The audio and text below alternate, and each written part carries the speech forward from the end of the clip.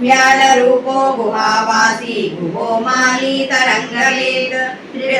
त्रिकालदुःखर्मा सर्वबन्धविमोचनः बन्धनस्वसुरेन्द्राणां युधि शत्रुविनाशनः साङ्ख्यप्रसादो दूर्वासः सर्वसाधुनिषेवितः प्रस्कन्दनो विभागज्ञो अतुल्यो यज्ञभागवेत् सर्ववास सर्वचारी सर्वासा सवोमरः हैमो हेम करो यज्ञः सर्वतारीधरोत्तमः लोहिताक्षो महाक्षश्च विजयाक्षो विशारदः संग्रह निग्रह कर्ता सर्वचिरनिवासनः मुख्यो मुख्यश्च देहश्च कामलिः सर्वकामदः